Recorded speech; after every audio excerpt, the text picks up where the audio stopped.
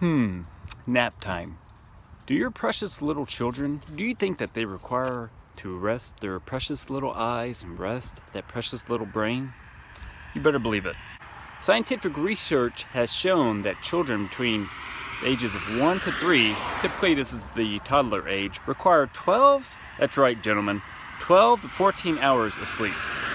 Now, yes, my nose is a little red, it's a little cold out here. It's in the winter months, close to Christmas time, but it made me realize how important it is for nap time, because typically during the day my children are at daycare and I only have to worry about the school putting those guys to sleep. So now that I'm on vacation, it's really up to me and the mother's job to help put the kids down. It got me thinking, like, do you guys sit there and question the fact that maybe you need to put your children down for a nap? So I did a little bit of research, and so here's a couple tips to make sure that you make sure your children have a good night's rest. Obviously, don't give them, tip number one, make sure that you do not give them too much water to drink before bedtime.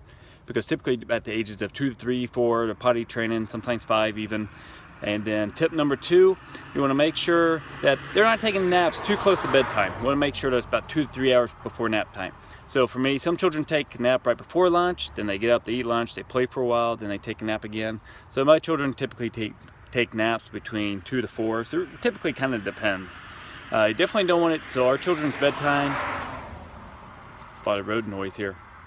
So our children typically, they go to bed at 8 o'clock, and so we try to get them to take a nap by 2 o'clock. And so by 2 o'clock, they're usually out till about 4 or 5 o'clock. And so what this does is typically give them about 2 to 3 hours of rest. And if you don't give them rest, it's going to lead to tip number 3, is they are going to be so hyper. So definitely put the kids down for a nap.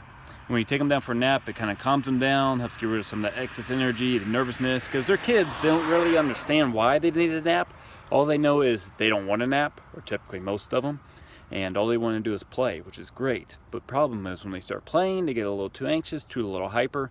So when they get up, make sure that you kind of help expend some of that energy, and they'll help you have a successful vacation. So hope this 3 tips helped you guys, and you have a great vacation.